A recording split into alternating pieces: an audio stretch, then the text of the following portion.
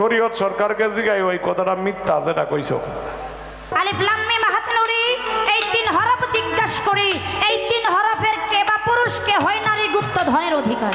আরে বলা গুরু মিমের তত্ত্ব, আলিফ কেন হয় লামে যুক্ত, কোন হরফের কি বা অর্থ জানতে ইচ্ছা হয় আমার। নুক্তা, হ্যাঁ নুক্তাটা দেখতে কিন্তু একেবারে ছোট, একেবারে ক্ষুদ্রতম, না? কিন্তু এই ছোটর মধ্যেও, এই ক্ষুদ্রতমের মধ্যেও অনেক হাকিগত লুকিয়ে আছে। এই দয়ালের কাছ থেকেই জানবো। কবিতার গানের মধ্যে বলেছে নুক্তারূপে পুশিদাতে মিলন হলো কে কার সাথে, সাধক সুশীল কয় কোন হরফে গরিল ওজুদ ভান্ডার। এক ঠিকানায় দাও পরিচয় তিনজনা, মানব দেহের মধ্যে 18 মুকাম, 18 মুকামের মধ্যে কে আছে? আমার মাওলা আছে। এটা কে বলেছে? আমার গুরুজি বলে গেল। 18টা মুকাম, 12টা স্টেশন। এই 18 মুকাম বাদ দিয়ে, 12টা স্টেশন বাদ দিয়ে বাতেনি 2টা মুকাম আছে। এই বাতেনি 2টা মুকাম একান্তই, একটা গুরুর মুকাম, একটা শিষ্যের মুকাম। শিষ্য ইচ্ছা করলেই গুরু মুকামে যাইতে পারে, কিন্তু গুরু ইচ্ছা করলে শিষ্যের মুকামে আসতে পারে না। তখনই আসতে পারে যখন দয়াল একটা কর্ম করে। ওই কর্ম যতক্ষণ পর্যন্ত না করবে ততক্ষণ পর্যন্ত শিষ্যের মুকামে আসতে পারবে। এটা মানব দেহের মধ্যে আছে। আমার একটু জানার বিষয়, একটু বুঝার বিষয়। 18 মুকাম, 12টা স্টেশন, এহা বাদ রেখে এই যে বাতেনি 2টা মুকাম, এই 2টা মুকামের নাম কি? আর যিনি গুরু উনি যেখানে যার লাগে সবই কিছু করেই কিন্তু গুরু হয়েছে। এখন শিষ্যের মুকামে যাইতে গেলে ওনার একটা কর্ম করতে হয়। এই কর্মটা কি? বিশ্রাম নাই তার দিবানিশি ত্রিবেণীর ঘাটের এমন বসে একজন বাজায় একটা ভাবের বাঁশি। এই ত্রিবেণীর তত্ত্ব দিতে যায়া দেশের মধ্যে অনেক ঝামেলা চলে। আমি আরেকটু কথা রাখবো, আরেকটু আলোচনা থাকবে। দয়াল আল কোরআন কত হরফে? 30 হরফে। দেল কোরআন হচ্ছে 40 হরফে। 30 হরফের কথা আমি জানতে চাই না। 30 হরফ বাদ দিয়ে এই যে আরো 10 হরফ পাতেনি, এই 10 হরফ 30-এর সাথে মিল করে একত্রিত করে 40 হরফ দিয়ে আমার মতো শিল্পী সরকারের এই মানব দেহ তৈরি করছে। আমার একটু জানার বিষয়, এই বাতিনি 10টা হরফের হাকিগত নামটা, ইহা কর্মসাধন ভজনটা, ইহা মানব দেহের কোন জায়গায় আছে? বাবা এটা কথায় আছে, আলিফ শক্তি একাত্ম হয়, বেয়াসিয়া ভক্তি দিয়া ভক্ত হইয়া রয়। আরেক কথায় আমার কাছে জিগাইল অতি ভালোবাসিয়া, 10 হরফের হাকিকত কি তারে দিতাম কইয়া। হে আমার গুরুকে জানাই বলা, তার শুভ কামনায় আমি সুরকে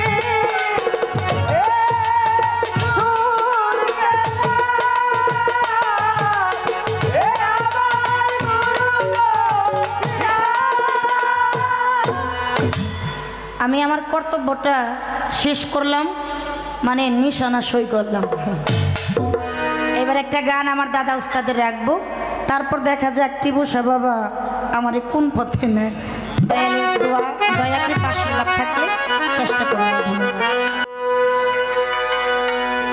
কোন শব্দে হয় আল্লাহ নবী, কোন শব্দে আদম মাতা,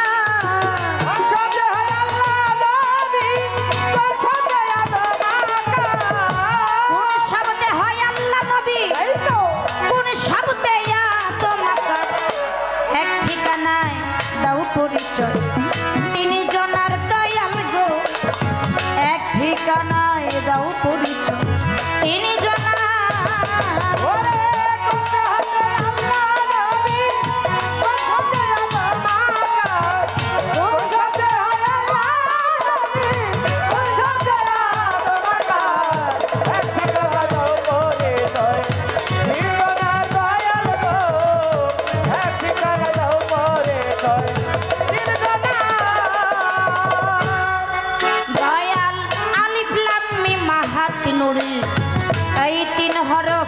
জিজ্ঞাসা করি আলিফ লাম মিম আহাত নুন এই তিন হরফ জিজ্ঞাসা করি কে বা পুরুষ কে হয় নারী গুপ্ত ধনের অধিকার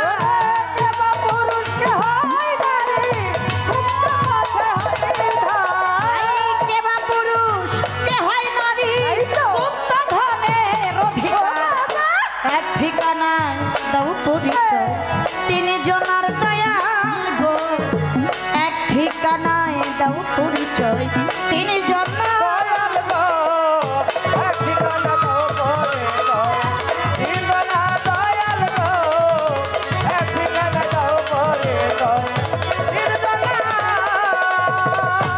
ও দয়া বল গুরু মিমের তত্ত্ব আলিফ কেন হয় লামে যুক্ত বল গুরু বল গুরু মিমের তত্ত্বাই তো আলিফ কেন হয় লামে যুক্ত কোন হরফের কি বা অর্থ জানতে ইচ্ছা হয় আমার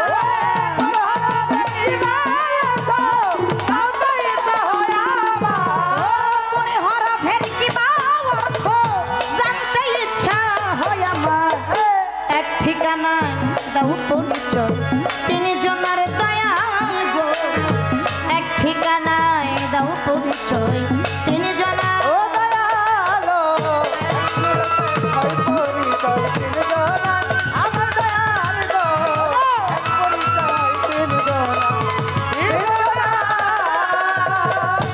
ও দয়া নুক্তা রূপে পুষিদাতে মিলন হলো কে কার সাথে নুক্তা রূপে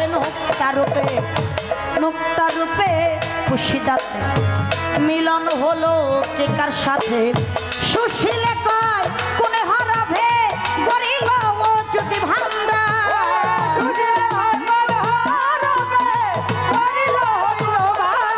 সাধক সুশীলে কয় কোন হরফে গরিল ও যদি ভান্ডার এক ঠিকানায় দাও পরিচয় তিনি জনার দয়াল গো এক ঠিকানায় দাও পরিচয় তিনি জনার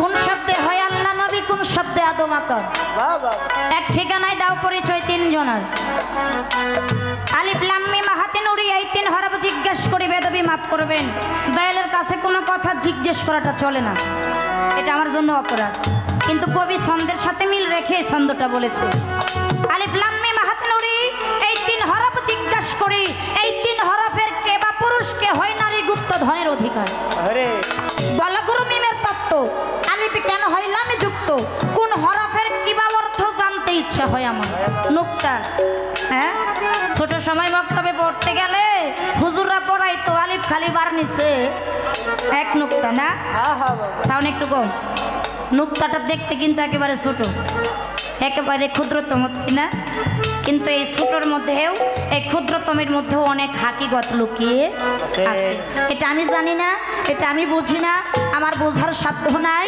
এটা আমার মুর্শিদি ভালো এই দয়ালের কাছ থেকেই জানবো কবিতার গানের মধ্যে বলেছে নুক্তা রূপে পুষিদাতে মিলন হলো কে কার সাথে সাধক সুশীল কয় কোন হরফে গরিল ওজুদ ভান্ডার এক ঠিকানায় দাও পরিচয় তিন জনার এই হলো আমার গানের কথা এই কথার ভিতর থেকে যে কথা ভালো লাগে দয়ালে যেন আমার ওই জায়গা থেকে একটু বোঝানোর চেষ্টা এবার মৌখিক ভাবে বলি একটা গান করলেন গানের মধ্যে শুনতে পারলাম 18 মুকামের মধ্যে সাই কত মুকাম 18 মুকাম 18টা মুকাম 12টা স্টেশন পা থেকে মাথার খালি পর্যন্ত পুরাটা মানব দেহে ফরিদপুরের ফকির আবুল সরকারের একটা গান আছে যাহাসে বিশ্ব ব্রহ্মাণ্ডে তাহাসে মানব ভাণ্ডে শুধাই তোমার কাছে দয়াল শনিবারও আসে অর্থাৎ উনি বললেন এই বিশ্ব ব্রহ্মাণ্ডের মধ্যে যাহা আছে তার সবই কিছু এই দেহের মধ্যে আছে এই পৃথিবীর চাইতেও অনেক কিছু বেশি আছে যদি কেউ খুঁজে বের করতে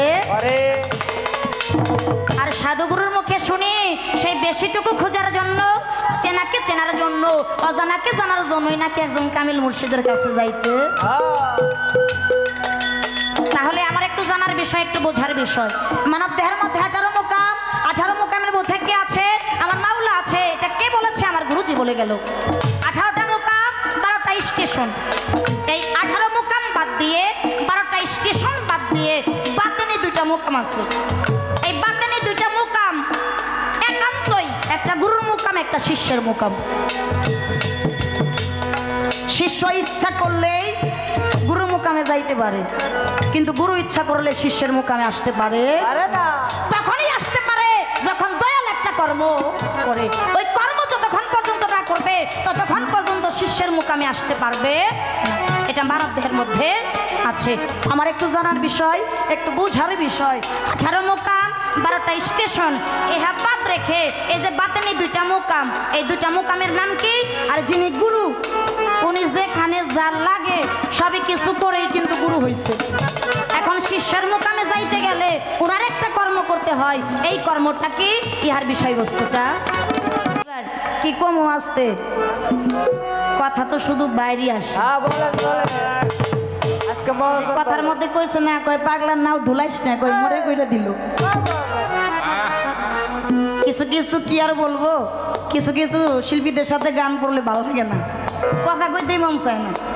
হ্যাঁ, আবার কিছু কিছু শিল্পীর সাথে গান করলে কথার ফুরায় না, শুধু জানতে ইচ্ছে করে। কেননা যে জায়গায় কথা ঠিক ওই জায়গায় আলোচনা। ভালো লাগতেছে সেই জায়গা থেকে আমি আরেকটু কথা রাখবো, আরেকটু আলোচনা থাকবে। দয়াল, আল কোরআন কত হরফে? 30 হরফে। দেল কোরআন হচ্ছে 40 হরফে। এটা কিন্তু আমি জানি না, সাধু গুরুর মুখে শুনছি। আল কোরআন হলো 30 হরফে, দেল কোরআন হচ্ছে 40 হরফে। 30 হরফ বাদ দিয়ে বাতেনি 10 হরফের কর্ম যে করতে পারছে সেই দয়ালের সঙ্গের সাথী হইছে। আর যে দয়ালের সঙ্গের সাথী হইছে ওই যে বড় পিরার তার ভক্তের মতো। ভক্ত শুধু মনে মনে কইব দয়াল হাজির, আর তখনই দুইজনের সাথে লেনা দেনা হয়। আর যখনই লেনা দেনা হয় দুইয়ের মধ্যে ফানা ফিল্লার দেশ হয়। আর ফানা ফিল্লার দেশে পৌঁছানোর পরে কে গুরু আর কে শিষ্য সেনা বড় দেয়। আমারও একটু ইচ্ছা হয় আমি যেন একটু ওই জগতে যাইতে, দয়ালের যেন একটু চরণ দাসী হতে। তাই আমার একটু জানার বিষয়, বোঝার বিষয়। এই 30 হরফের কথা আমি জানতে চাই না। 30 হরফ বাদ দিয়ে এই যে আরো 10 হরফ বাতেনি, এই 10 হরফ 30-এর সাথে মিল করে একত্রিত করে 40 হরফ দিয়ে আমার মতো শিল্পী সরকারের এই মানব দেহ তৈরি করছে। আমার একটু জানার বিষয়, এই বাতিনি 10টা হরফের হাকিগতের নামটা, ইহা কর্মসাধন ভজনটা, ইহা মানব দেহের কোন জায়গায়? আমি কোন কর্ম করলে, কোন সাধন করলে, কোন ভজন করলে এই 10টা হরফ আমার আয়ত্তের মধ্যে আনতে পারবো? যেটা আয়ত্তের মধ্যে আনলে যখন আমার মুর্শিদের নাম আমি নিব তখন যেন ওনার আমারে বাধা। হাকিগতটা কি? এটা বাহির থেকে না, এটা আলোচনা রাখলাম। এই পর্যন্তই কথা, আমার আর কোনো কথা নাই।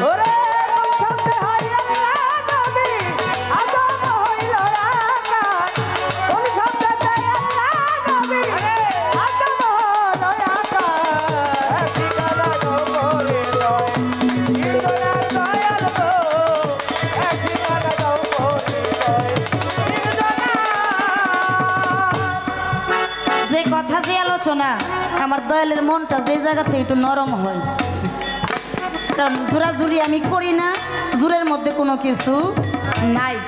এই জন্য একটা গানের মধ্যে আছে না, জোর করিয়া বুঝতে গেলে তার ঘটে মরণ জ্বালা। জোর করিয়া বুঝতে গেলে তার ঘটে মরণ জ্বালা। কে বুঝিতে পারে আমার টিপু সাহ বাবার খেলা, আমার গণিসা বাবার খেলা।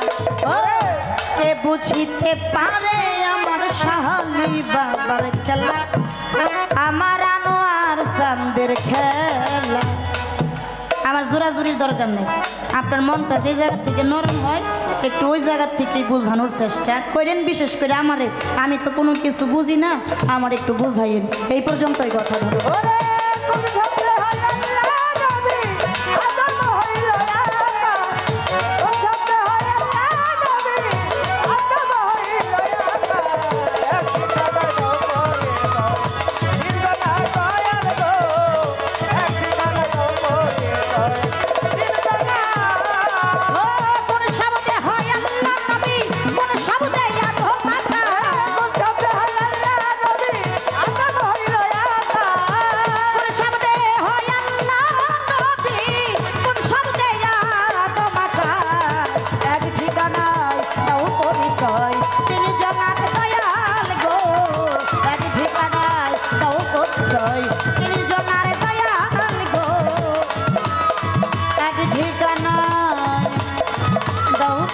চলো তেরি জানা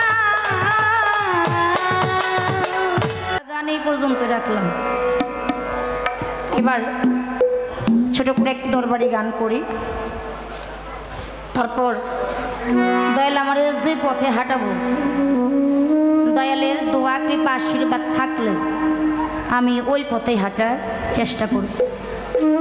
ভালো পথ দিয়ে হাঁটলে ভালো, আর কাদামাটির রাস্তা দিয়ে হাঁটাইলে আসার বইরা সুল্লা সুল্লা যাইব, এটা দয়াল নামেরই কলঙ্ক। দয়ালেরই ইচ্ছা দয়াল আমারই কোন পথে হাঁটে, দয়ালের উপরেই ভার রাখলাম। এবার একটা গান রাখি, তারপর দেখা যাক কোন দিকে যাওয়া যায়। ধন্যবাদ।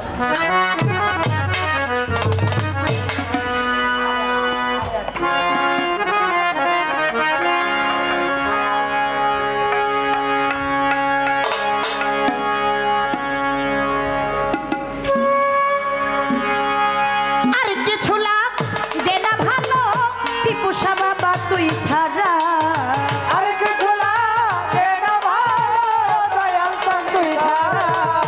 আর কিছু লাভ দেনা ভালো গণিসা বাবা তুই ছাড়া। আমি দয়ালে আমি গণিসা আমি টিপু সাহ পিরিতের পোড়া, সখী যাই না কি করবি তোরা রে, বুঝা কি করবি তোরা, আমি দয়ালে পিরিতের পোড়া। ওরে আমার আর কিছু লাগে না ভালো দয়াল চাঁদ তুই ছাড়া। আর কিছু লাগে না ভালো টিপু সাহ তুই ছাড়া। আমি বাবা পীরের পোড়া, চলো তাই না কি করবি তোরা রে, তুই না কি করবি তোরা। আমি বাবা পীরের পোড়া। ও বাজানো কি রূপ যেইদি ওরে আমি দেখলাম নয়নে,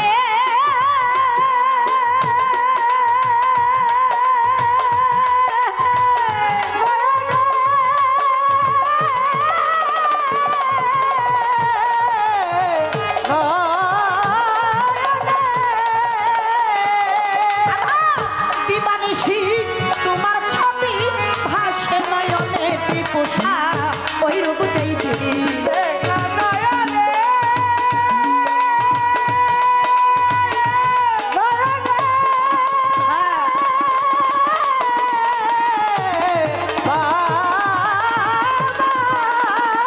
গণেশা বাবা দিবানিশি তোমার ছবি ভাসে নয়নে, আমি কেমন ছিলাম কেমন হইলাম তোর পিড়িতে পড়িয়া।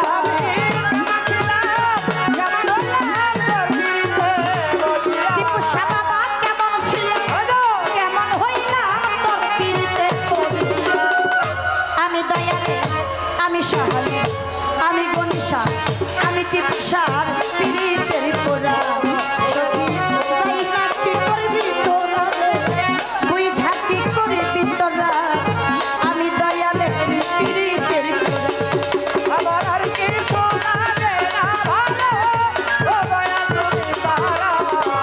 আর কিছু লাগে না ভালো ও দয়াল তুমি ছাড়া। আমি বাবা পীরের পোড়া, চলো তাই না কি করবি তোরা রে, তুই না কি করবি তোরা। আমি বাবা পীরের পোড়া। যে ভালোবাসা করে একমাত্র ওই ব্যক্তি ভালোবাসার যন্ত্রণাটা বুঝে। আমি এই বছর দিয়ে 3 বছর আসলাম। কবির একটা গানের ভাষায় আছে, যার নামে এত মধু সে দেখতে না জানি কতটা মধু। আরে দয়ালের নাম দয়াল বাবা গণিসা, দয়াল বাবা টিপু সাহ, নামটা নিলেই পরাণটা ভরে যায়। দয়ালের নামে এতটা মধু, দয়াল দেখতে না জানি কতটা মধু। যারা আমার টিপু সাহকে ভালোবাসে আমার গণিসাকে ভালোবাসে, দুইটা চোখ বন্ধ করতে আগে আমার দয়ালের ছবিটাই সামনে ভাসে। ডাইনে তাকাই বামে তাকাই সামনে তাকাই পিছে তাকাই যেদিকেই তাকাই আমি শুধু আমার টিপু সাহকে দেখতে পাই। মুর্শিদ ছাড়া যার কোনো কিছু নেই। আর যারা দয়ালকে ভালোবেসে দেউলিয়া হয়ে যায় তারা লোকে কি কইলো আর না কইলো ওইদিকে তোয়াক্কা করে না। একটা নাম নিয়েই শুধু বসে থাকে সে আমার টিপু চান। টিপু শাহ বাবা ছাড়া আর কোনো গতি। তাই তো কবিতার গানের মধ্যে বলছে, ওরে বাজান তুমি আমার জীবনের জীবন,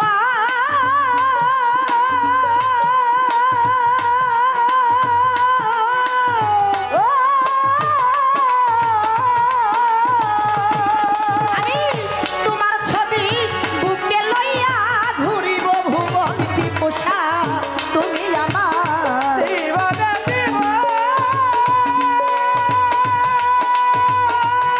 জীবন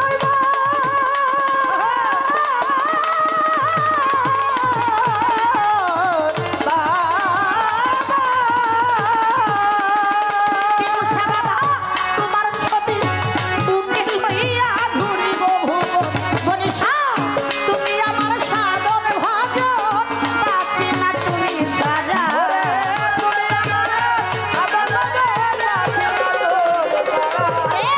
তুমি ভক্তের ভজন সাধন, বাঁচি না তুমি ছাড়া। আমি গণিশা আমি টিপু শাহ আমি দয়ালে পীড়িতের পোড়া। সখী যাই না কি করবি তোরা রে, তুই ঝাঁকি করবি তোরা। আমি টিপু শাহ পীড়িতের পোড়া। আরে কিছু না কেনা ভালো দয়াল চাঁদ তুই ছাড়া। আরে কিছু না কেনা ভালো টিপু শাহ বাবা তুই ছাড়া। আমি বাবা নিজের সোনা চলো দইলা করবি তোরা রে, দুইটা কি করবি তোরা। আমি বাবা নিজের সোনা।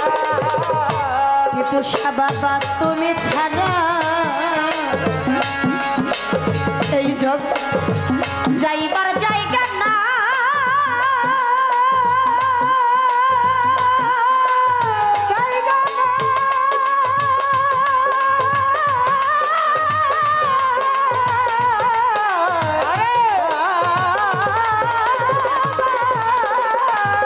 আরে, অসময় নেই দানের কালে, কার ছায়ায় দাঁড়াই টিপু শাহ তুমি ছাড়া। যাইবার জায়গা না, জায়গা না।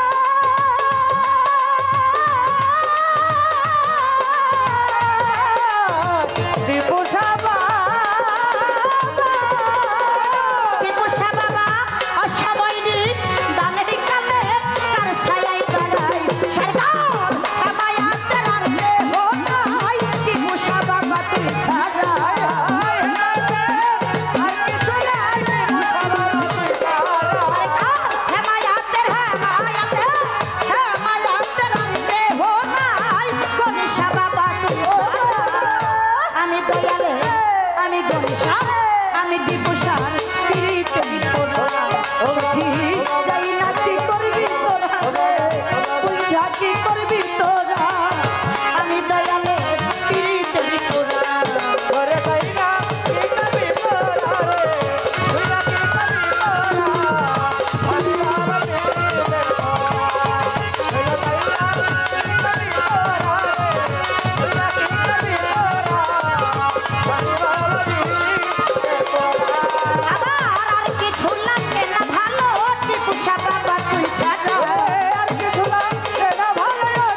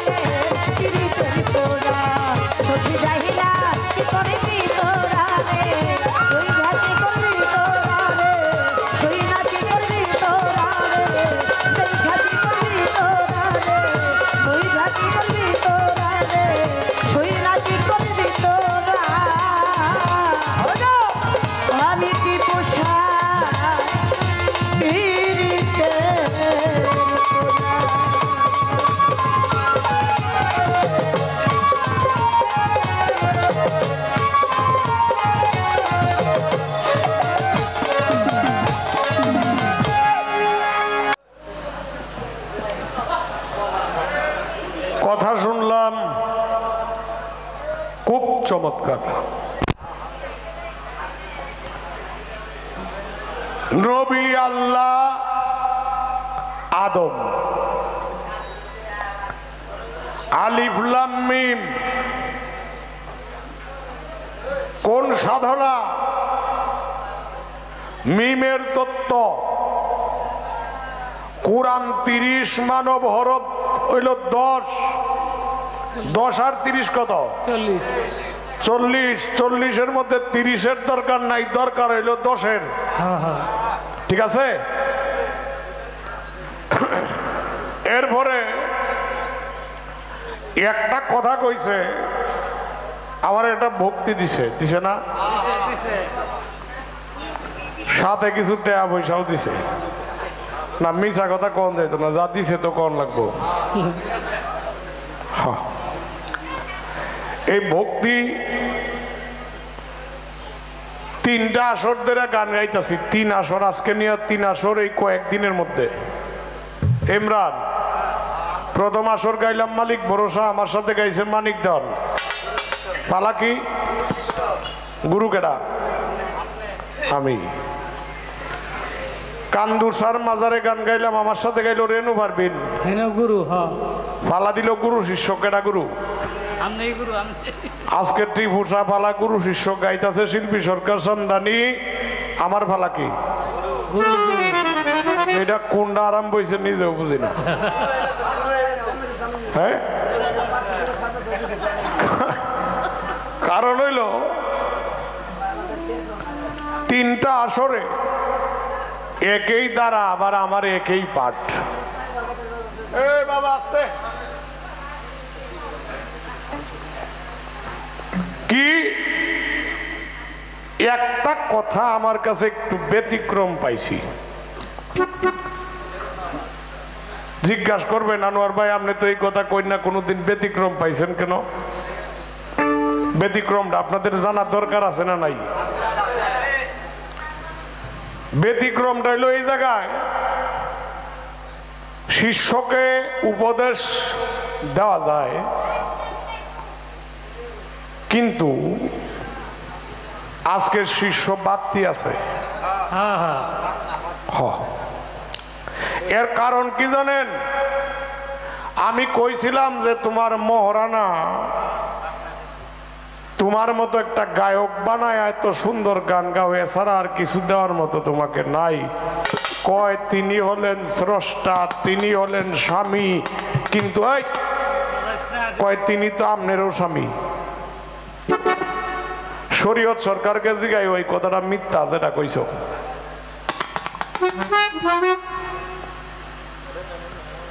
কইতে পারো কেন লেগা? আমি কইছি এই কারণেই, আজকে নির্বাচন করলাম, আমি আনোয়ার চেয়ারম্যানই দাঁড়াইলাম, আমার সাথে কুরবান ভাই দাঁড়াইলো, মানে যারে সিনিয়র এই তো কইতাছি। কুরবান ভাই ফেল করলো, আমি পাস করলাম, অথবা আমি ফেল করলাম, কুরবান ভাই পাস করলো। এখন কি তার নাম কুরবান হইব না চেয়ারম্যান? এর নাম কি চেয়ারম্যান?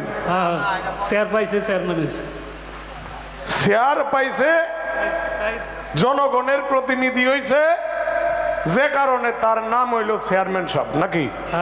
হ্যাঁ, তাইলে গুরুর কোনোদিন স্বামী আলাদা হয় না, গুরু গুরুই হয়, গুরু কখনো আলাদা হয় না। তোমাকে এই কথাটা আমার বলা। এক ঝামেলা শেষ করলাম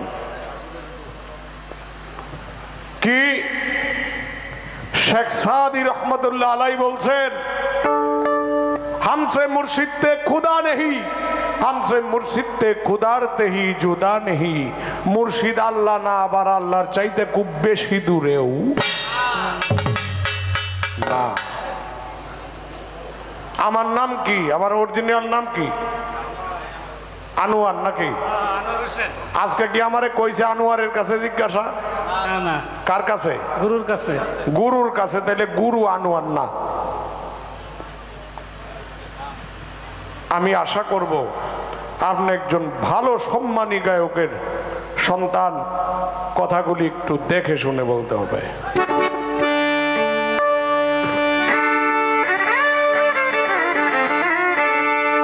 ধন্যবাদ।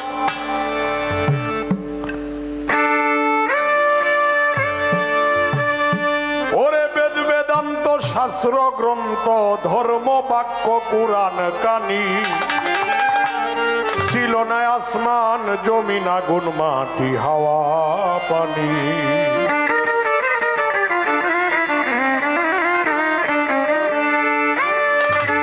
বেদ বেদান্ত শাস্ত্র গ্রন্থ বেদ বেদান্ত শাস্ত্র গ্রন্থ ধর্ম বাক্য কুরআন কানি ছিল না আসমান জমিন আগুন মাটি হাওয়া পানি ছিল না আসমান জমিন আগুন মাটি হাওয়া পানি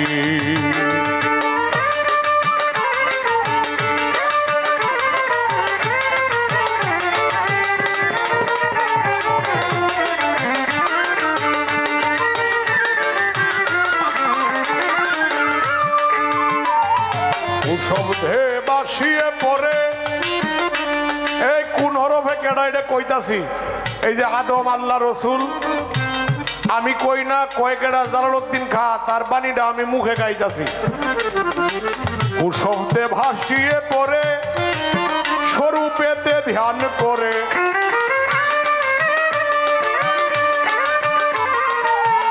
শব্দে ভাসিয়ে পড়ে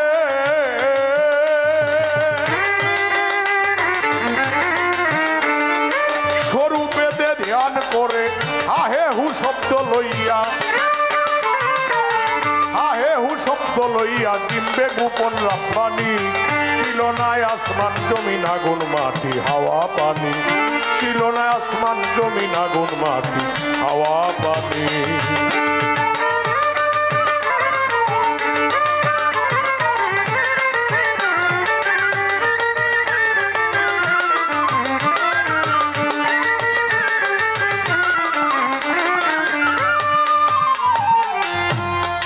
শব্দে ভাসিয়ে পড়ে স্বরূপেতে ধ্যান করে হা হে হু শব্দ লইয়া ডিম্বে গোপন হয় রাব্বানি ছিল না আসমান জমিন আগুন মাটি পানি যখন কিছুই ছিল না আমার আল্লাহ ছিল গুপ্ত ধন আকারে খারাপ লাগে আপনাদের আল্লাহ গুপ্ত ধন আকারে থেকে অন্ধকার দ্বন্দ্বকার কুয়াকার জলাকার অন্ধকারে একটি শব্দের উৎপত্তি হলো সেটা হলো হু হুতে হলো আলিফ 30,000 বছর পর্যন্ত কয় হাজার বছর 30,000 বছর পর্যন্ত সেই হরফ ঘুরতে ঘুরতে ঘুরতে ঘুরতে দ্বন্দ্বকারে উৎপত্তি হলো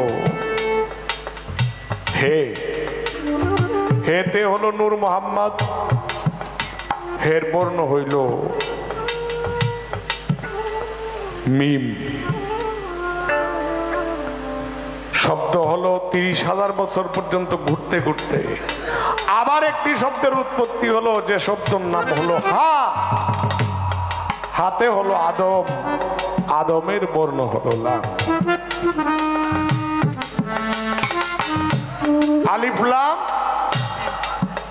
মিম সূরা বাকারার প্রথম হরফ কি আলিফ লাম মিম কুরআন শরীফের সর্বপ্রথম সূরার নাম কি একটু বলেন তো এই আস্তে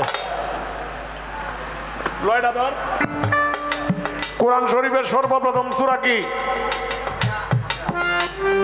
ফাতিহা কুরআন শরীফের সর্বপ্রথম সূরা না কুরআন শরীফ হইল সর্বপ্রথম ফাতিহা পড়তে হয় ফাতিহাকে উম্মুল কুরআন হিসাবে গণ্য করা হয়েছে ফাতিহা হইল কুরআন শরীফের মা আর কুরআনের সর্বপ্রথম সূরার নাম হলো সূরা আল বাকারা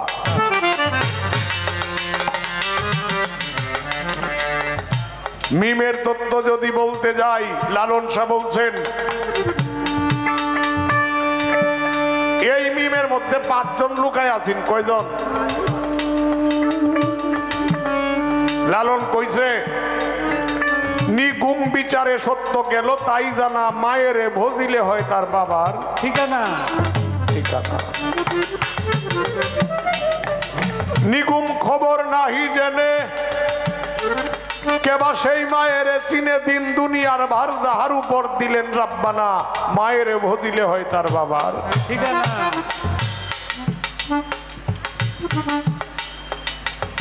পুরুষ পড়ুয়ার দিগার অঙ্গে ছিল প্রকৃতি তার প্রকৃতি প্রকৃতি সংসার সৃষ্টির সবজনা মায়ের বজিলে হয় তার বাবার ঠিকানা বিম্বুর ভিতর কেবা ছিল বের হয়ে কারে দেখিল ফকির লালন বলে ভেদ যে ফেলো তার গুছলো দিল কানা এর জন্যই আল্লাহ রসুল আর হইল আদম এর জন্যই বাবা তিনজন এক জায়গায় ছিল জালালউদ্দিন খাঁ সাহেব বলছেন কুশব্দে বা শুয়ে পড়ে স্বরূপেতে ধ্যান করে হা হে হু শব্দ লইয়া ডিম্বে গোপন হয় রাব্বানি ছিল না আসমান জমিন আগুন মাটি হাওয়া পানি ওরে নির্বিকল্প নিরাকারে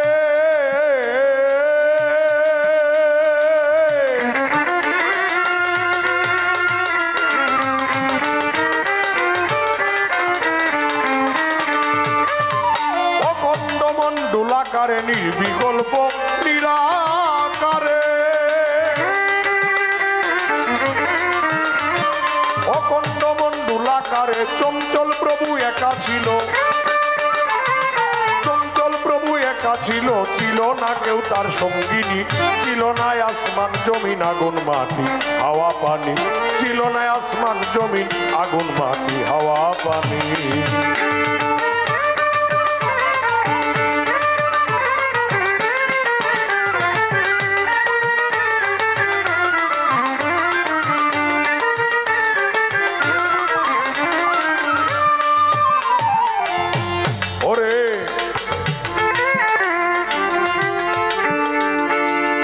শব্দে আপনি আহাত এই যে হেতে নূর মোহাম্মদ হু শব্দে আদম বনিয়া হাত হে শব্দে নূর মোহাম্মদ হাতে আদম বুনিয়াদ হাতে আদম বুনিয়াদ জালালউদ্দিন বলে বাণী ছিল না আসমান জমিন আগুন মাটি হাওয়া পানি ছিল না আসমান জমিন আগুন মাটি হাওয়া পানি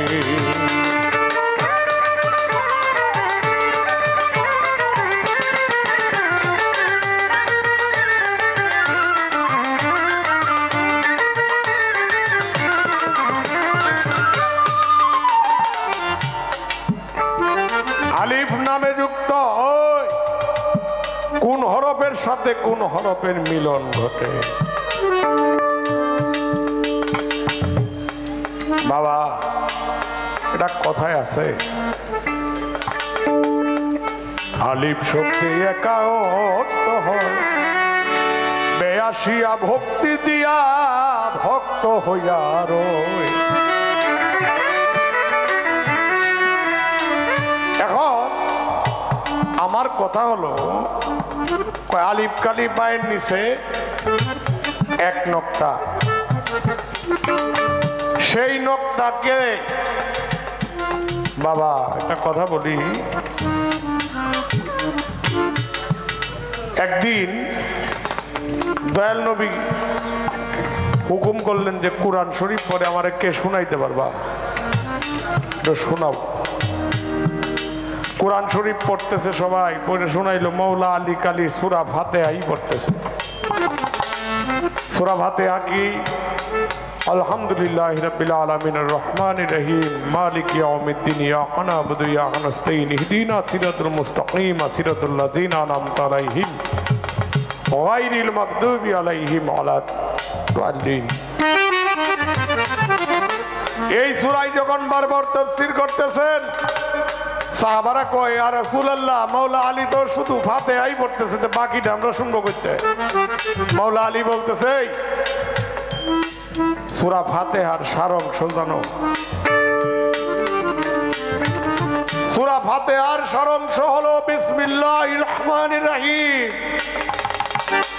বিসমিল্লাহির রহমানির রহিমের সারাংশ হলো আলিফের পরে যে বেহরফ, আর বেহরফের সারাংশ হলো নক্তা, আর সেই নক্তাটাই ছিলাম আমি মৌলা আলী।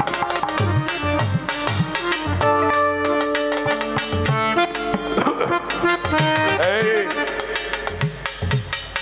কয় নক্তাটা আলিফের সাথে মিলন হয় কোন হরফ, আলিফের সঙ্গে মিলন হয়েছিল কি মিম আর আলিফ। যেখানে বলা হয়েছে এটি কথায় আছে, জলে বিম্ব আকারে ভাসে পড়ুয়ারে আপসে আপ শব্দ করে ধ্বনি হলো তার। কথা লক্ষ্য করবেন, আমি সংক্ষেপে জবাব দিব। ফাতেমা জননী একা ছিলেন তিনি, মাসুক চিন্তা করে যুগে অন্ধকার। আমি গানের কথা কইতাছি না, প্রশ্নের জবাব কইতাছি। ফাতেমা জননী একা ছিলেন তিনি, মাসুক চিন্তা করে যুগে অন্ধকার। গর্বে লইল জনম একটি সুরত আদম, এক হইতে তিনজন। এই বেটা, এক হইতে তিনজন হলো একাকার, আপসে আপ শব্দ করে ধ্বনি হলো তার। এর বাইরে আমি কথা বলতে পারলাম না।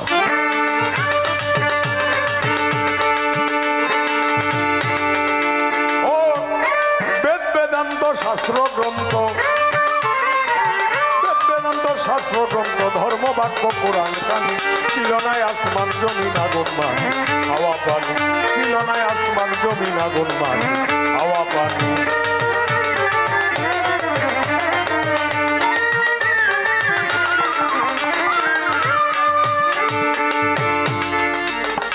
আরেক কথায় আমার কাছে জিগাইল অতি ভালোবাসিয়া, দশ হরফের হাকিকত কি তারে দিতাম কইয়া।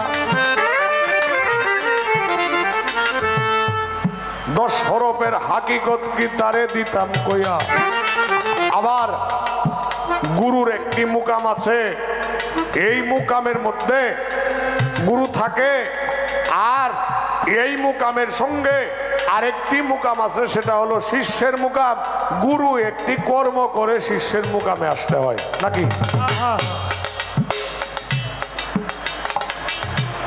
আহা, মুকামটা কি? আসেন, গুরুর কর্ম শিষ্যে, শিষ্যের মুকাম। আমি বলতে চাই অস্তে, শিষ্য আর ভক্ত বাবা এক জিনিস না। শিষ্য আর ভক্ত এক জিনিস না। একটু কথা বললে আপনারা বিরক্ত হইতেছেন বাবারা, কারণ আমারে যে ফালা দিছে এটা কথা কোয়ারেই ফালা, কিছু করার নেই। কি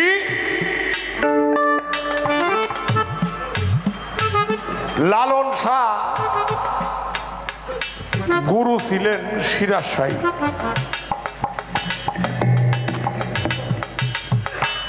সিরাজ শাহী হঠাৎ করে তার স্ত্রীরে কইতাছে, শোনো, লালন তো আসবে আমার বাড়িতে, আমি থাকবো না, তুমি একটা কাজ করো, লালন আসলে লালন রে তোমার নিজ হাতে গোসল করায়ও, গোসল করায়া আমাকে যেরকম তোমার মাথার চুল দিয়ে পাও মুছে দাও, লালন সারে এইভাবে ঠিক আদর করবা। তখন সিরাজ শাহর স্ত্রী বলে, বাবা কি বলেন? লালন তো আমার বাবা, লালন তো আমার সন্তান। কয় আমি স্বামী হয়ে তোমাকে হুকুম করছি। কথা খুব মনোযোগ বাবাজি। সিরাজ শাহ বাড়ি থেকে চলে গেলেন, লালন শাহ গেলেন, লালন শাহকে গোসল করাইলো। গোসল করায় যখন চেয়ারে বসায়া লালন সিরাজ শাহর স্ত্রী নিচে বসলো, তখন লালন বলতেছে, মা গো আপনি নিচে কেন বসছেন? বলছে তোমার বাবার অর্ডার। তখন আবার একটি কথা বলছিল, লালনকে খেদমত করার আগে তুমি তাকায়া দেখো লালনের মুখটা। বাবাজি যখন ছায়া দেখলো, দেখে সেখানে আর লালন শাহ নাই, যাকে খেদমত করে স্বামী হিসেবে সেই চেয়ারে বসে আছে।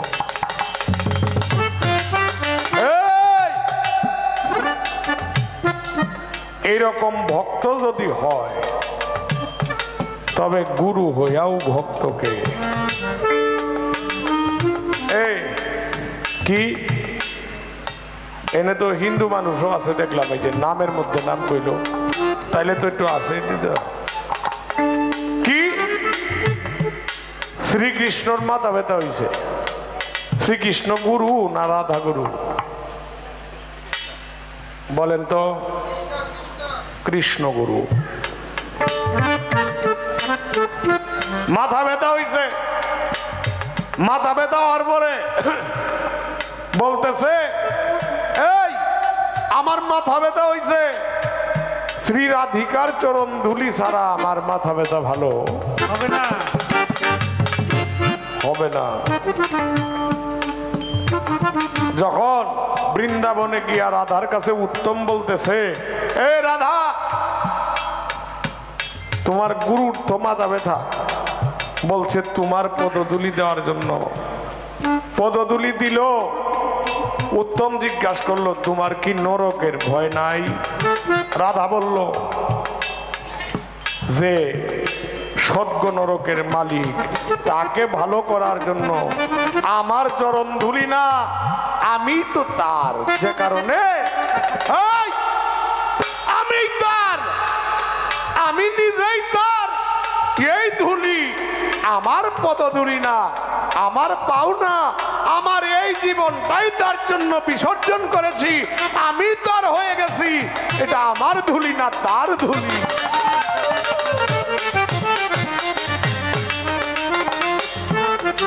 এইভাবে যদি আনুগত্য স্বীকার করতে পারো তবে গুরু হইয়াও ভক্তরে বাবা ভক্তি দেয়। এর মধ্যে শর্ট থাকলে হবে না, শর্ট থাকলে হবে না। এখন গুরুর মুকামের নাম কি? জালালউদ্দিন একটা গান গাইছে, পিঞ্জর হতে উড়ে গিয়া,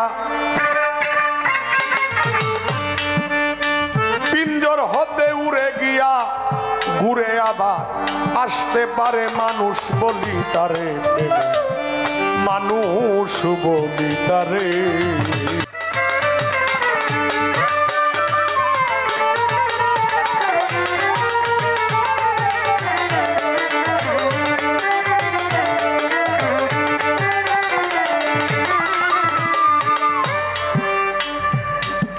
ওরে পিঞ্জরেতে 9টি দুয়ার, মাঝখানে ঠিকানা তাহা, গেলে দেখতে পাবি তোমার শ্রীকলার বাজারে।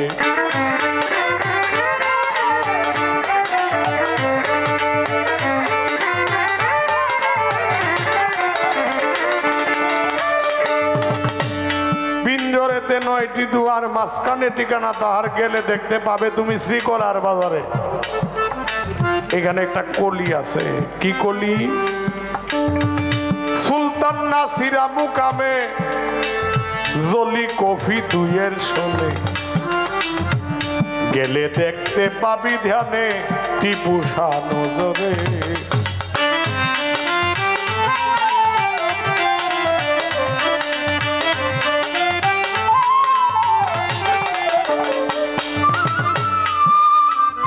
সুলতানুল নাসিরা মুকাম,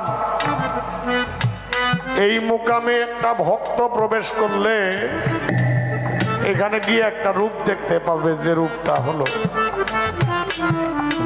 দয়াল বাবা টিপু শাহর রূপ। এই আমি যে রূপের মন দিছি, আমি যে রূপে মন দিছি, এই রূপ ছাড়া আমার সামনে আর কিছু ভাসে বাবাজি। আমি বলতে চাই, যারা টিপু শাহর প্রেমে জিন্দা মরা মরে গেছেন, এই নামটা কইলে আপনাদের হৃদয়ে একটা কম্পন সৃষ্টি হয় না বাবাজি? আপনারা বলবেন যারা ভক্ত তাদের কাছে আমার প্রশ্ন, আপনারা বলবেন আপনারা এত কষ্ট করে বিয়া শাদী করছেন, শাড়ি ভিন্দাইছেন সুন্দর সুন্দর, কিন্তু তার নাম কইলে একটা টাকা বকশিস দেন না, টিপুসার নাম কইলে পকেট থেকে টাকা বাইর হয়। এটা কে লাগিয়া খুদাই হয়? তাইলে দয়াল বাবা টিপুসার নাম লইলে ভিতরে হৃদয়ে একটা কম্পনের সৃষ্টি হয়, যে কম্পনটায় দিব্য চোখগুলি অনেক সময় খুলে যায়। এজন্যই কবি বলছেন, সুলতান নাসিরা মুকামে জলি কফি দুইয়ের শোনে গেলে দেখতে পাবি ধ্যানে মুর্শিদকে নজরে। কারে দেখবো? দুই সুরত, এক সুরত ধরে গুরু মূর্তি ধরে। কয়টা সুরত? দুই সুরত, এক সুরত ধরে গুরু মূর্তি ধরে, তারে দেখলে তারে মিলে ভাবিয়া জালালে বলে। এখন যদি আমি বলতে যাই ভক্তের মুকামের নাম হলো সুলতানুল আজদারা, আর গুরুর মুকামের নাম হইল লা মুকাম। সেই লা মুকামে যদি ভক্ত প্রবেশ করে, তখন গুরু তার ভক্তর জুড়ে ভক্তি কি আসনে ভক্তকে বসাইয়া গুরু সুলতানুল আজদারা নামক মুকামে বসে ভক্তকে দিয়া গুরু তরে যায়। এটা ভক্তের মতো ভক্ত হতে হবে, আর গুরুর মতো গুরু হবে। ধন্যবাদ। 10 হরফ হাকিকত কি?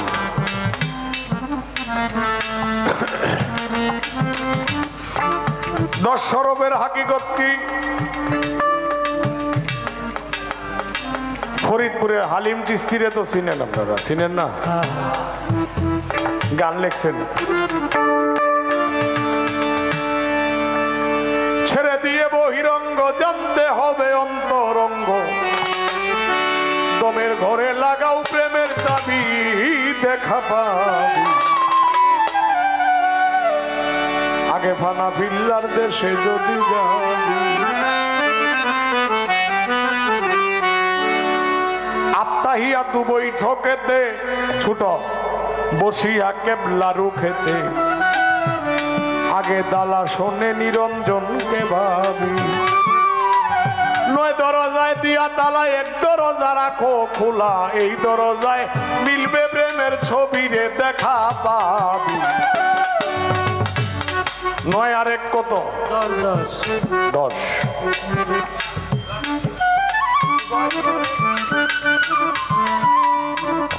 নয় আর এক 10। সেই 10 হরফে হাকিকত ছাড়া কিছু হবে না। কিন্তু 10 হরফের হাকিকত করতে গেলে আরো 3টা সন্ধান জানতে হবে। কয়টা সন্ধান? 3টা সন্ধান। কি 3টা সন্ধান? জালাল কা বলছেন, মোহনবাসী শুনতে মধুর বড়ই চতুর, ওরে বিশ্রাম নাই তার দিবানিশি, ত্রিবেণীর ঘাটের এমন বসে একজন বাজায় একটা ভাবের মাসি, ত্রিবেণীর ঘাটের এমন বসে একজন বাজায় একটা ভাবে বাঁশি, মোহন বাঁশি শুনতে মধুর বড়ই চতুর, বিশ্রাম নাই তার দিবানিশি। আস্তে, বিশ্রাম নাই তার দিবানিশি, ত্রিবেণীর ঘাটের এমন বসে একজন বাজায় একটা ভাবের বাঁশি। এই ত্রিবেণীর তত্ত্ব দিতে যায়া দেশের মধ্যে অনেক ঝামেলা চলে। ইমরান বাবা আস্তে একটু রাগ করে, ত্রিবেণীর তত্ত্ব দিতে যায়া অনেক বিপদ দেশের মধ্যে আইছে। কি বিপদ? ত্রিবেণীর তত্ত্ব উল্টা পাল্টা দিয়ে আজকে ফকিরদের দশা। খারাপ। কিভাবে দেয় জানেন? আহা রে, কয় ত্রিবেণীর ঘাট যে অবস্থায় যেহানে কয়, আমি তার পক্ষে, আমি তার বিপক্ষে বলি নাউজুবিল্লাহ। লালন শাহ বলছেন, উপর নিচে সারি সারি, সাড়ে নয় দরজা তারি, লালন কই যেতে পারি, কোন দরজা খুলে ঘরে, ধন্য ধন্য বলি তারে, বেঁধেছ এমনি গো, আহাপুর শূন্যের উপর পোছতা করে, ধন্য ধন্য বলি তারে।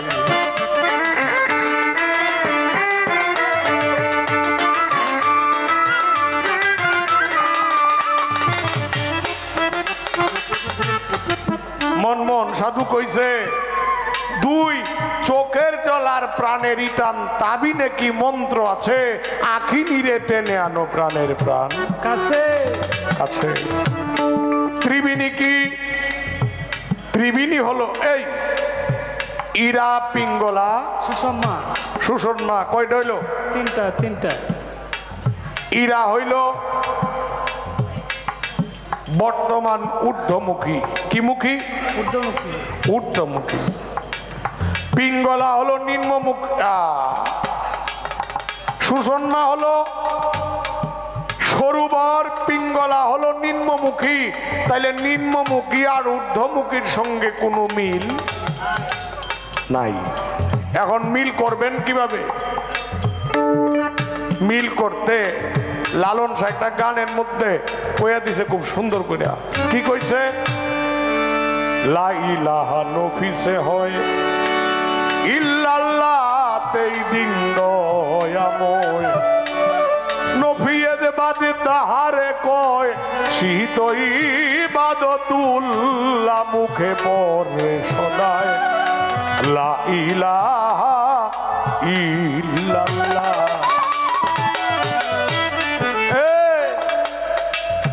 লা ইলাহা নফিসে হয়, এই হলি বাপ কম বেরো, ইল্লাল্লাহতেই দিন দয়াময়, নফিয়েজ বাদ তাহারে কয় শীত ইবাদতুল্লাহ, মুখে পড়রে সদায় লা ইলাহা ইল্লাল্লাহ ইল্লাল্লাহ।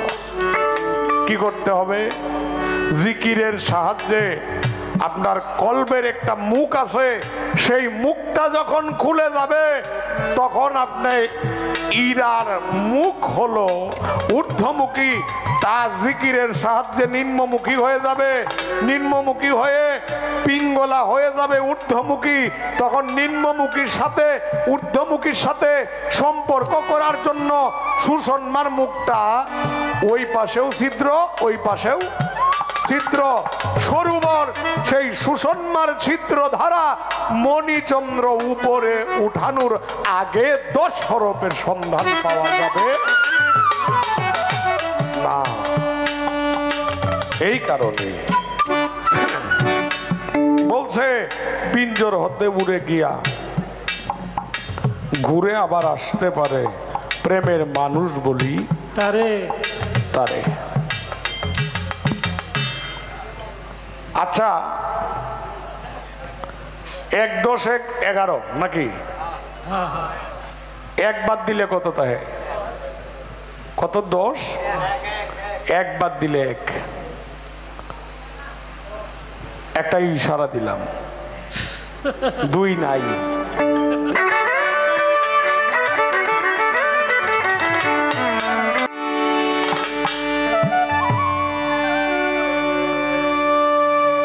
আমি তো গুরু,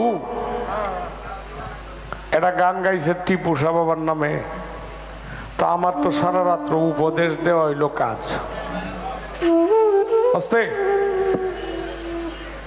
তো এটা অনেক শিল্পীরা কয় কি জানেন, যখন বিচ্ছেদ গাইতো মন্ডায় চায় তখন কয় গুরুরও গুরু আছে।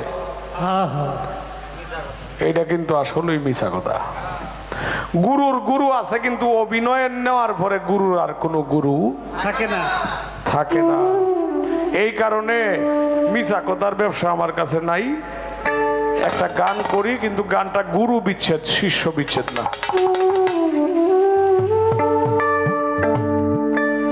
ভাবেরি মোরা ভবে মইরাছে যারা টিপু সারে লইয়া তারা মারলো উরা মরলে না রে টিপু সার ভাবেরি মোরা তোরা মরলে না রে গুরুর প্রেমের মোরা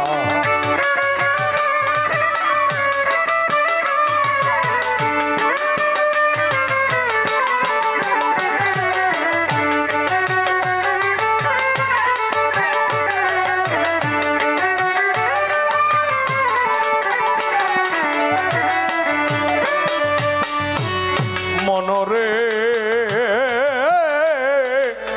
ভাবাছে যার গায় দেখলে তারে চিনা যায় সর্বঙ্গ তার আগুনে পুরা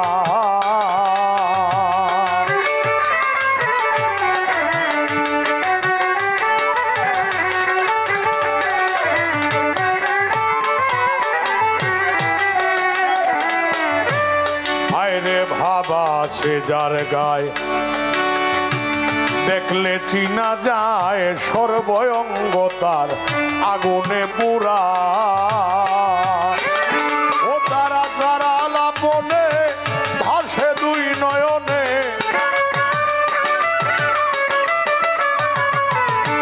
আছাড়া লাপনে ভাসে দুই নয়নে প্রতি প্রমাণে সে যে দিতেছে ধরা মরলে না রে তোরা ভাবেরি মোরা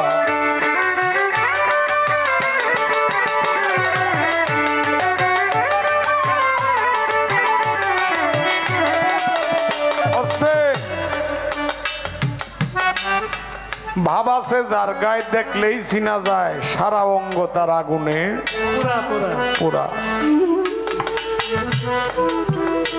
কয় পাঞ্জাবি পইরা এই লম্বা চুল রাখিয়া ঘুরে নামাজ পড়ে না তাদেরকে কি পীর বলা যাবে? কথাটা জিজ্ঞাসা না, এটা একবার কইছে, এটা আমার মনে নাই, আবার রিফ্লে করছে। ধন্যবাদ, কারণ আমার সত্য কথা যেটা যারা ভেষ ধরে ঘুরে তাদের কি নামাজ পড়ে না, এই সম্বন্ধে মন্তব্য কি? এই সম্বন্ধে জালালকা একটা মন্তব্য করছে কি জানো? জালালকা একটা মন্তব্য করে গেছে, বাউল শিল্পী জালালউদ্দিন খাঁ একটা মন্তব্য করে গেছে কি, স্বার্থ নিয়ে বক্তপর্ষী ছাটা দেয় না চুলদারি, গুসাইগিরি পীর পিরানি ঘুরতেছে বাড়ি বাড়ি, হবে না কারো সারাসারি ভাবলে না তাই পরাণে।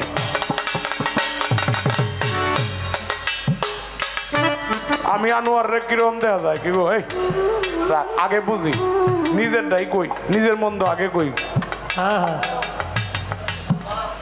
ফাগরি আছে, পাঞ্জাবি আছে, ওড়না আছে, সাদা লুঙ্গি আছে, কত কিছুই, চশমা আছে, আরে হেটা তো আছেই। আচ্ছা দেখতে তো মোটামুটি হিসাবের মতোই। এখন যদি আমারে কেউ ভিড় কয় এটা ভুল হইতো না, কারণ আমি তো মাল শূন্য মানুষ, কিছুই নাই। এই যে তুমি ভক্তি দিছ, এই ভক্তির টাকাটা আমি রাইখা দিছি কিন্তু বিটকেছে, আপনারা লক্ষ্য করছেন? আর আপনারা যে বকশিস দিছেন এই টাকা আমার পকেটে আছে। বিটকেসে রাখার উদ্দেশ্য কি জানেন? আমি গুরু শিষ্য নিয়ে যা ভক্তি পাইয়া যে টাকাগুলি পাই, এই টাকাগুলি আমার পিসাব হযরত শাহ সুফি সৈয়দ মাওলানা নঈমুল কুদ্দুস আকবরী রসুলুল্লাহর 31তম আওলাদ হাওলাপুর দরবার শরীফ আমার মুর্শিদ, উনাকে আমি এই টাকাটা বুঝাইয়া দেয়া দেই, কারণ ভক্তির টাকা নেওয়ার মতো ক্ষমতা আমার নাই। আস্তে আমারে সালাম কইরা যদি কেউ টাকা দেয়, এই টাকাটা আমার মুর্শিদকে আমি দিয়ে দেই, কারণ এই টাকা আমার নেওয়ার অধিকার নাই। কারণ আমি কিভাবে নিব? আমার কাছে তো কিছুই নাই।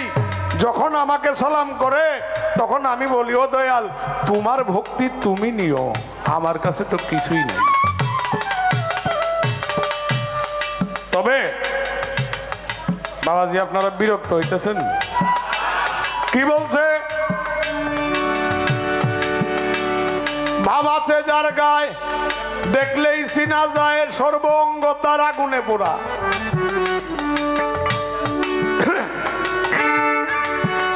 একজন নামাজ আর পড়তে হবে না এই বিষয়ে আমার কোনো মন্তব্য আসতে নাই। মন্তব্য আছে কি জানেন?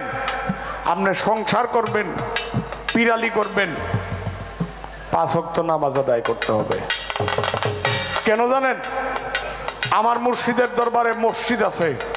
আমরা রে সর্বপ্রথম বায়াত হওয়ার পরেই দিছে কি, তোমার নামাজ রোজা হজ যাকাত কলেমা তোমার মাতা পিতার খেদমত অবশ্যই করতে হবে। এই কারণেই আমার একটি কথা আছে।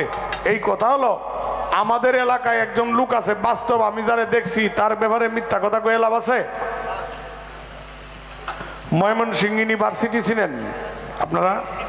যারা কৃষি নিয়ে পড়তে চায় তারা কিন্তু ময়মনসিংহ যাইতে হয়, নাকি মিছা না সত্য? কৃষি ভার্সিটি সারা বাংলাদেশে একটা না দুইটা? একটা। এটা কোথায়? ময়মনসিংহ। সেই কৃষি ভার্সিটির ইংলিশ প্রফেসর থেকে আজকে সে পাগলের ভেসে একটা লুঙ্গি পইরা, শীতের দিনও উদাম, গরমের দিনও উদাম, অর্ধেক পানির মধ্যে শুয়ে থাকে। এরকম প্রমাণ আছে। একজন লোক বাসে গেছে, বাসে যায় কিশোরগঞ্জ কইতাছে আমি তো বাবার সাথে দেখা হইছে। আর একজনে ময়মনসিংহ কইতাছে ধরবে না, আমার সাথে তো বাবা কৃষি ভার্সিটির মাঠও বয়ে রয়েছে। আচ্ছা, আমি বলতে চাই, যে মানুষটা কৃষি ভার্সিটির মাঠে, এই মানুষটা 70 কিলোমিটার দূরে আরেকজনে ফোন দিয়ে কয় কিশোরগঞ্জ, বাবা আমার সাথে আড্ডা দেয়, তাহলে এটা কি সত্য না মিছা? মিছা কথা কেউ কয়? মিছা কেউ কয় না। এটা কি? এটা হলো কারামত। তার নাম হলো শাহজাহান স্যার নামে সবাই চিনে, কারণ ওনা ইউনিভার্সিটির প্রফেসর ছিলেন, ইংলিশ প্রফেসর। কিন্তু ওনাই রেল লাইনও বইয়া রমজান মাসের দিন আমি দেখছি একটা চা মুখে নিয়ে খায়, আবার ফালায় আরেকজনকে কই নেও খাইলো। ওইটা সে তো আর খায় না, কারণ রোজা রাখছে। তো আমি বলবো, আসহাবে সুফা নামে 10 জন ব্যক্তি, কয়জন? 10 জন ব্যক্তি মসজিদে নববীর বারান্দায় থাকতো। কোথায়? মসজিদে নববী কোথায়? মদিনায় না? যেখানে রসুল শুয়ে আছেন। সত্য না মিছা? সত্য। যদি সত্য হয়, মসজিদে নববীর বারান্দায় 10 জন লোক থাকতো। মাওলা আলী রসুলকে বলছিল, আপনি একবার বলেন, আমরা নামাজ পড়ি সময় তারা নামাজ পড়ে না, তারা রোজা রাখে না, তাদের নখ লম্বা, দাড়ি লম্বা, পায়ের নখ লম্বা, মাথার চুল লম্বা, গোসল করে না, ওযু করে না, তারারে খাইতেও দেখছি না। কিন্তু আমার একটি কথা, এ রাসূলুল্লাহ, আপনি যদি বলেন আমি মাওলা আলীর জুলফিকার দ্বারায় তাদেরকে শেষ করে দিব, কতল করে দিব। রসুল বললেন, আলী, তাদের সম্পর্কে তোমার রসুল খুব ভালো জানেন। কথা শুনছেন তো? বিরক্ত হইতেছেন? তাদের সম্পর্কে তোমার রসুল খুব ভালো জানেন। এই কথা তাদেরকে বলে নাই। তারার যদি খিদা লাগতো, দয়াল নবীর দিকে চেয়ে থাকতো, দয়াল নবী নামাজে দাঁড়াইলে দয়াল নবীর জুতা মুবারক নিয়ে বুকের মধ্যে রাখতো, বাবাজি। আর তাদের জন্য রসুল আলীকে বলছিল, তাদের সম্পর্কে তোমার রসুল খুব ভালো জানেন। এই কারণে আমি বলবো, মজনুনদের জন্য, যারা মজনু, সদা সর্বদাই উঠতে, বইতে, খাইতে, ঘুমাইতে, বসতে, সব জায়গায় যদি আল্লাহকে পাওয়ার উপাসনা করে, সে সদা সর্বদাই সালাতেরও তো থাকে, তার আর ওক্তীয় সালাতের কোনো প্রয়োজন থাকে না। কিন্তু বাবাজি, আমার বউ আছে, আমার বউ আছে, সন্তান আছে, টেয়াও কামাই, বউ ফালি সন্তান ফালি লেহাপড়া করাইতাছি, ব্যাগটাই আমার মাথাত আছে, গান গাইতাছি, চাউ গাইতাছি, বন্ধু বান্ধবের আড্ডাও দিতাছি, আবার মজনুরার মতো আমি বাপ লইছি, আমার নামাজ পড়তে হবে না। নাউজুবিল্লাহ, তাদের বিপক্ষে আমি সারা জীবন এই যুদ্ধ করে যাব। নামাজ অবশ্যই অবশ্যই পড়তে হবে। আরে ভাব আছে যার গায়, দেখলে চিনা যায়, সর্বঙ্গতা আগুনে পুরা। ও তারা ছাড়া লাপনে ভাসে দুই নয়নে, আছাড়া লাপনে ভাসে দুই নয়নে, প্রতি প্রমাণে দিতেছে ধরা। মরলে নাটি পুষা ভাবেরই মরা, মরলে নাটি পুষার নামের মরা।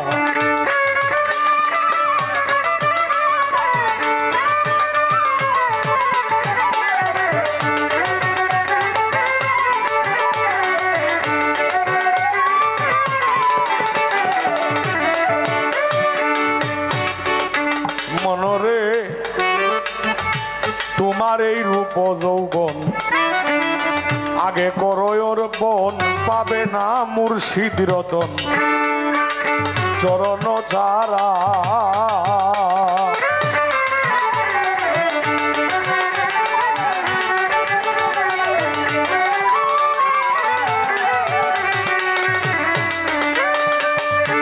মনরে ও তোমার এই রূপ যৌবন, আগে করো অর্পণ, পাবে না মুর্শিদ রতন চরণ ছাড়া।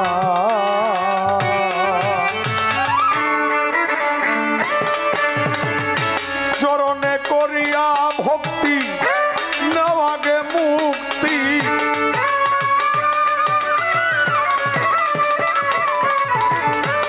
চরণে করিয়া ভক্তি লো আগে মুক্তি। সাধন শক্তি ভবে যুগাইল যারা, মরলে না রে তোরা ভাবেরি মোরা।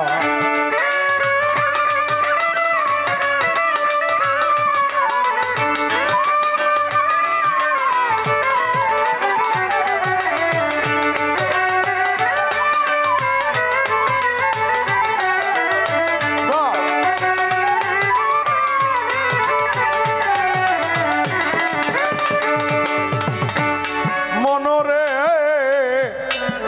আগে হিংসার দেশটা ছাড়ো, আর একটু হাইদেন বোকাল। কামড়ি ফুমারো, মরার আগে মরো ভাইরে তোরা।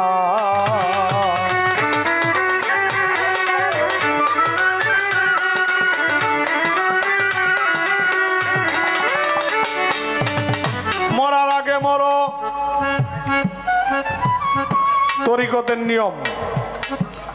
বাবাজি, যারা কামেল গুরু, তাদের কাছে যদি আপনি যে তাদেরকে আপনি বলেন হ্যাঁ তোমার কাছে কিছুই নাই, গুরু কি রাগ হইব? রাগ হবে, কারণ তারা দয়াল নবীর শিক্ষায় শিক্ষিত। কার শিক্ষায় শিক্ষিত? দয়াল নবীর শিক্ষায় শিক্ষিত। এক ইহুদির খেজুরের বাগানে দয়াল নবী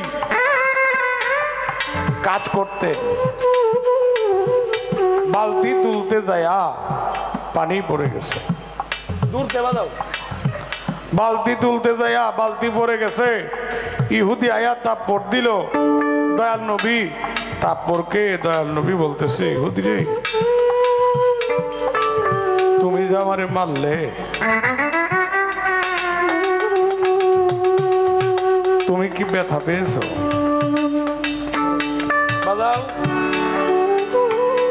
তুমি যে আমাকে মারলে, তোমার হাতে কি ব্যথা পেয়েছো? ইহুদি বলল, ওনা তো কোনো সাধারণ মানুষ নহে, মারলাম আমি, আবার আমারই করে। তুমি কি ব্যথা পেয়েছো? আমি বলবো, আমি কাউকে দোষারোপ করতে চাই না, এক প্রকার মানুষ, আমি তাদেরকে মানুষ বলতে লজ্জা পাই। যে মানুষগুলি যার নামের উপরে আমরা ইসলাম পেলাম, যে ওলি আল্লাহরা আমাদেরকে ইসলাম শিক্ষা দিয়েছেন, আজকে সেই ওলি আল্লাহদের এই মাজারে হামলা করা হয়। বাবাজি, তারা কিরকম মানুষ এটা আমার জানা নেই। কথাগুলি বিরক্ত হন আপনারা? কারণ হযরত শাহ সুলতান কমরউদ্দিন রুমি ওনার 445 হিজরিতে মদনপুরের মাটিতে আগমন করেছেন। নেত্রকোনা এসে বলছেন, মদনাগারো রে, বড় কালমা তৈয়ব লা ইলাহা ইল্লাল্লাহু মুহাম্মাদুর রাসূলুল্লাহ সাল্লাল্লাহু আলাইহি ওয়াসাল্লাম। আর মদনাগারো দাওয়াত করলো, যখন কোনোভাবেই পারে না, যুদ্ধ কইরাও পারে না, দাওয়াত দিল, তার বাড়িতে নিয়ে 14 তোলা বিষ দিল খাওয়ার জন্য। কয় তোলা? 14 তোলা। সেই 14 তোলা বিষ খায়াও শাহ সুলতান কমরউদ্দিন রুমি মরে নাই, কারণ তারা আল্লাহ প্রেমিক এবং আল্লাহওয়ালা। বাবা, এই বিষ পান করেও যখন বিষে কাজ করে না, তখন মদনা রাজা বুঝতে পারলো যে আর তারে দুনিয়ার কোনো কিছু খাওয়াইলেও মারা যাবে না। তখন অপারগ হয়ে মদনাগারো ইসলাম প্রচার করলেন। আর শাহজালাল ইয়ামানী রহমতুল্লাহ আলাইহি আসতে সিলেটের মাটিতে এসে আগমন করলেন। আগমন করে গোরগোবিন্দর সঙ্গে অনেক যুদ্ধবিদ্যার পরে মুরার বন্দের নাসিরউদ্দিন সিপাহ সালাহ, নাম শুনছেন? নাম শুনছেন? মুরারবন নাসিরউদ্দিন সিপাহ সালাহ উনা ফজরের আজান দিয়েছিলেন। আর এই আজানের ধ্বনিতে আস্তে বাবা আজানের ধ্বনিতে গোরগোবিন্দ রাজার বাড়ি ভূমিকম্পের মতো ভাঙ্গা পইরা ধূলিসাৎ হয়ে গেছে। আর আজকে যারা ইসলামের জন্য এই উৎসর্গ রাজত্ব ধ্বংস করে দিয়া ইসলামের জন্য আল্লাহর ফকির হয়ে এই বাংলাদেশে এসেছিল, আজকে তাদের মাজারে আমরা হামলা করি। আমাদের কি মানুষ বলা যায়? যারা কাজটা করেন, আল্লাহ বলছেন ওলি আল্লাহর সঙ্গে আমার ওলিদের সঙ্গে যে বেঈমানি করে, আমি আল্লাহ তাদের বিরুদ্ধে যুদ্ধ ঘোষণা করি। তো আল্লাহর সাথে আল্লাহ যদি যুদ্ধ ঘোষণা করে বাঁচবেন আপনারা, আমরা বাঁচবো? বলেন, জুড়ে সুরে বলবেন, সত্য আর মিছা নাই। আপনারা বলবেন সাধারণ মানুষ যদি যুদ্ধ ঘোষণা করে, তার সৈন্যদল যদি বেশি থাকে, তার সাথে মারা যায়? তাইলে যে দুনিয়ার মালিক, যে সমস্ত কিছুর মালিক, সে যদি আমরা সাথে যুদ্ধ ঘোষণা করে, আমরা বাঁচবো? আমরা বলবো আল্লাহ সবাইকে হেদায়েত করুক, আর সকলকে ওলিয়া উলিয়াদের প্রেম বুঝার তৌফিক দান করুক।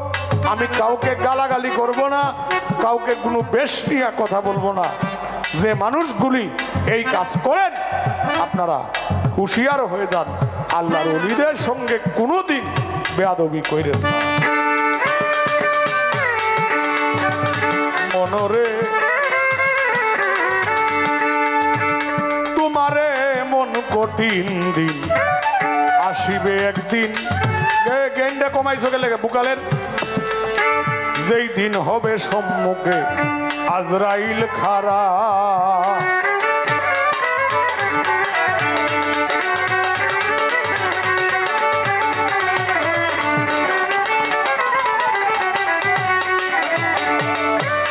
তোমারে মন কঠিন দিন আসিবে একদিন যেই দিন হবে সম্মুখে আজরাইল খারা কাঙাল দয়াবালি বলে সেই দিন মুর্শিদের নাম লইলে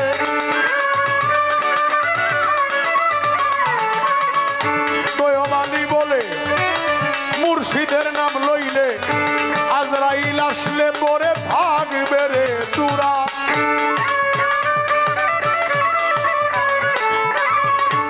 আজরাইল আসলে পরে থাকবে দূরা করলে না রে তোরা ভাবেরি মরা ভাবেরি মরা মইরাছে যারা